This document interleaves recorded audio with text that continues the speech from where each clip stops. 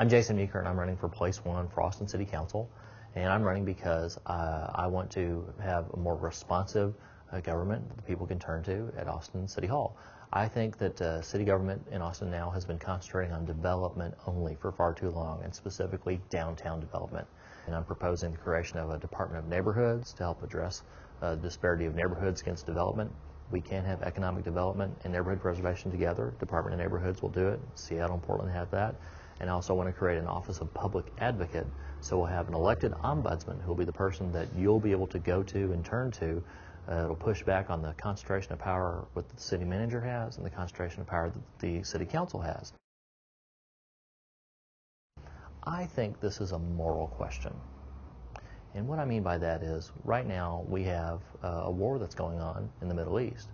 And any person who will look at you fairly and tell you honest will tell you that it's because there's oil in the Middle East. I mean, that's the reason why our troops are over there. We are only set up to use a predominantly fossil-fueled infrastructure here, or energy structure in the United States. We need to change that. And so priority is for the city of Austin to figure out what it can do, the little old city of Austin, to try to address not only a Texas-sized problem, but a nationwide problem. And there are things we can do. We can make our homes more energy efficient. We can put solar cells on homes. We can also do it on businesses. That ability is here in the city of Austin. The U.S. government basically is the garbage man when it comes to nuclear power. And so it's been sitting there, and the U.S. government has been paying fines to power companies because they haven't picked up the garbage for 20 years because we don't have a place to put it. They're still working on Yucca Mountain out there in Nevada. But I mean, think about it. Think about having your garbage, just your garbage in front of your house, not picked up for 20 years. Now let's make it nuclear waste. That's a lot of garbage, and that's garbage that no one wants to deal with. I think that our city needs to work with other cities now and work statewide to develop the alternative energies that we need to produce our energy for the future. But right now, we still have a reliance on coal for our energy usage here in Austin.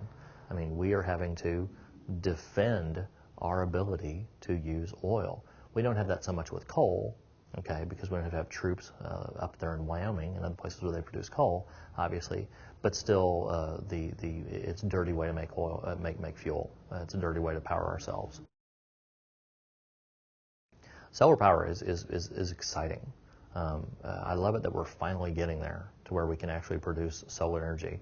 We're producing solar farms out in West Texas. Solar cells can be put on homes themselves and defray the way that homes use that energy, or rather produce the energy. The other side of that also is to make homes more energy efficient. Wind is a great resource for producing energy, and Texas has a lot of land. I mean, just look at a map, and you can see that it's not just the places that the land that's out there that you can put a wind farm. It's also the fact that amazing winds come blowing off the Rockies, and it's just the perfect place to put wind turbines to produce the energy we desperately need.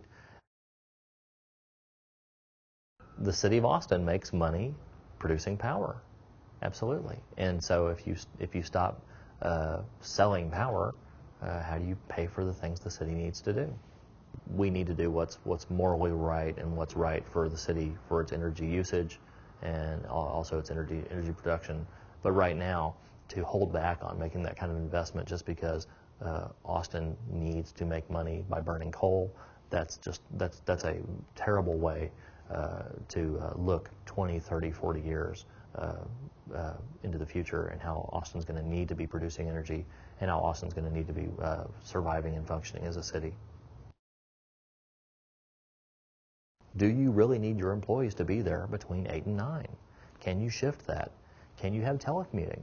If you switch your workers even back to a 4-day work week, which is what other big cities are looking at doing, you save 20% in fuel costs right there by eliminating that 1 day. So car sharing, maybe even van pooling, and then staggering our work hours are things we can do today. We can do them tomorrow. And we don't have to depend at all on money coming from the federal government or from the state government to change the way that we just use our roads here in Austin.